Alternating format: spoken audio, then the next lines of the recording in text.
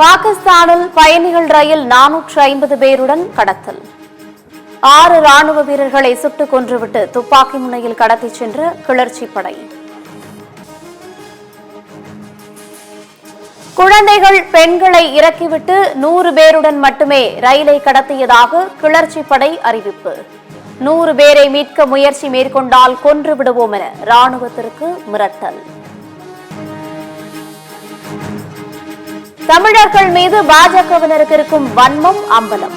மத்திய அமைச்சர் தர்மேந்திர பிரதானின் பேச்சை சுட்டிக்காட்டி முதலமைச்சர் மு.க. ஸ்டாலின் காட்டம்.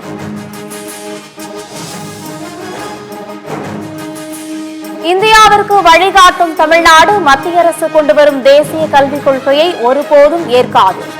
நம் உரிமைக்கான குரலை தமிழ்நாடு தொடர்ந்து எழுப்பும் என முதலமைச்சர் மு.க. ஸ்டாலின் எக்ஸ் பதிவு. செய்யூரில் 800 ஏக்கர் பரப்பளவில் சிப்காட் தொழில் பூங்கா அமைக்கப்படும். சென்னையின் நுழைவு வாயில்தான் செங்கல்பட்டு என முதலமைச்சர் மு.க. ஸ்டாலின் பெருமிதம். சென்னையில் பெய்த மழையால் விமான நிலையத்தில் தரையிறங்க முடியாமல் வானில் வட்டமடித்த விமானங்கள். விமானங்களின் வருகை புறப்படுவதில் தாமதம் ஏற்பட்டதால் பயணிகள் அவதி. கன்னியாகுமரி, நெல்லை, தென்காசி, தூத்துக்குடி மாவட்டங்களில் கனமுதல் மிக கனமழைக்கு வாய்ப்பு. விருதுநகர், சிவகங்கை மற்றும் காவிரி படுகையில் கனமழை பெய்யக்கூடும் என வானிலை ஆய்வு மையம் அறிவிப்பு. சென்னையின் பல்வேறு பகுதிகளில் திடீரென பலத்த மழை. ராயபுரம், ராயப்பேட்டை, நுங்கம்பாக்கம், கிண்டி உள்ளிட்ட பகுதிகளில் மழை பெய்வதால் வெப்பம் தணிந்தது. கடலூர், ராணிப்பேட்டை உள்ளிட்ட மாவட்டங்களில் பரவலாக கனமழை. திருவாரூர், தூத்துக்குடி, சிவகங்கை உள்ளிட்ட தென் மாவட்டங்களிலும் மழை வெளுத்து வாங்குவதால் விவசாயிகள் மகிழ்ச்சி.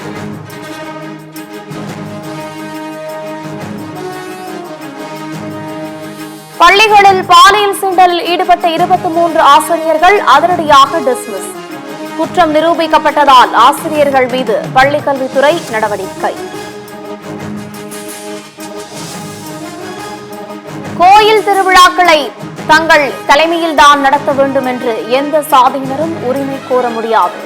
ஒவ்வொரு பிரிவினருக்கும் உரிமை உள்ளது என சென்னை உயர்நீதிமன்றம் கருத்து. காஞ்சிபுரத்தில் ரவுடி வசூல் ராஜாவை கொன்றுவிட்டு கொலையாளிகள் தப்பிச் செல்லும் சிசிடிவி காட்சிகள். ஒருவர் இருசக்கர வாகனத்திலும் ஒருவர் ஓடியும் செல்லும் காட்சிகளை வைத்து காவல்துறை விசாரணை.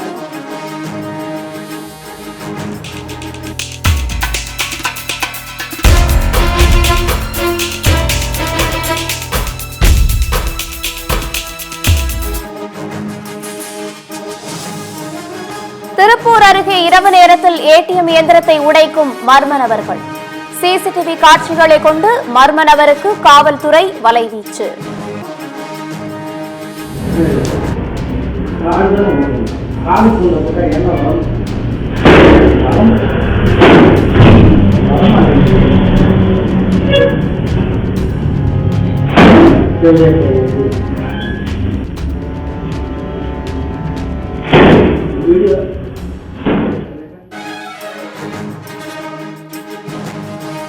தஞ்சை மாவட்டத்தில் சரித்திர பதிவேடு குற்றவாளி வெட்டி கொலை. பழிக்கு பழியாக நடந்த கொலையால் பதற்றம்.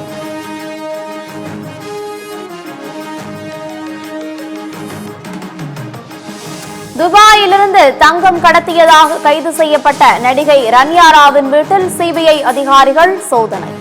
தங்கம் கடத்தல் சம்பவத்தில் 2 அமைச்சர்களுக்கு தொடர்பிருப்பதாக வெளியான தகவலை அடுத்து ரெய்டு.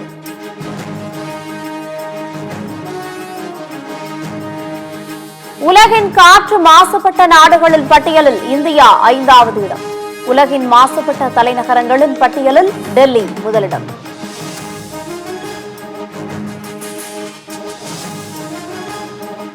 இரண்டு நாட்கள் அரசுமுறை பயணமாக மொரீஷியஸ் சென்ற பிரதமர் மோடிக்கு உற்சாக வரவேற்பு. விமான நிலையத்தில் பிகாரி இசையை ரசித்த பிரதமர் மோடி.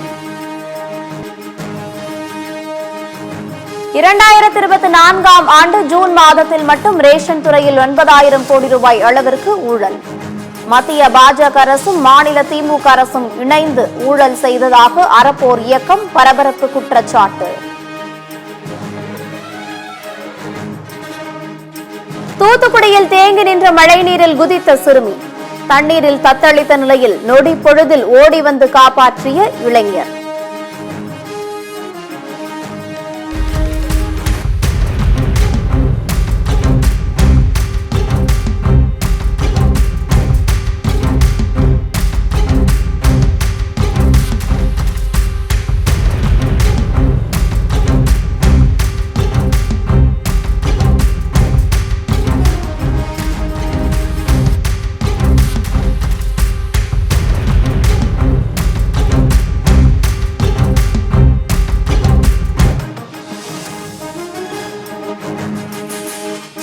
திருப்பத்தூர் மாவட்டம் நாற்றம்பள்ளி அருகே வீட்டின் பின்பக்க ஜன்னலை உடைத்து 46 சவரன் தங்க நகைகள் 10 லட்சம் ரூபாய் ரொக்கம் திருட்டு.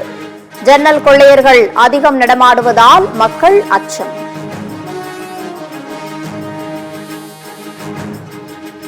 சிவகாசி மாநகராட்சி கூட்டத்தில் வாக்கெடுப்பு நடத்தாமல் திட்டங்களை நிறைவேற்றுவதாக திமுக கவுன்சிலர்கள் புகார். கேள்வி எழுப்பியதை அடுத்து மேயர் பாதியிலேயே வெளியேறியதால் கவுன்சிலர்கள் ஆணையாளரை சிறைபிடித்து வாக்குவாதம்.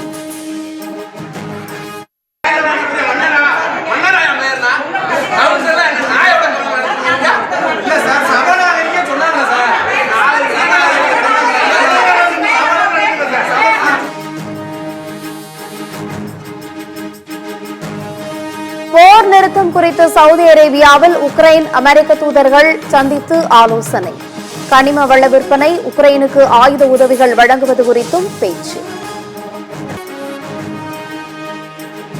அமெரிக்காவில் அலைச்சறுக்கில் ஈடுபட்டவருடன் துள்ளி குதித்து விளையாடிய டால்பின்கள்.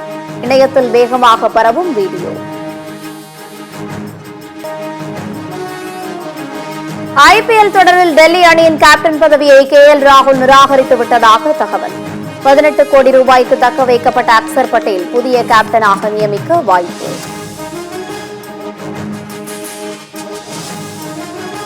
கடினமான காலங்களில் தங்களை தாங்களேதான் மீட்க முடியும்.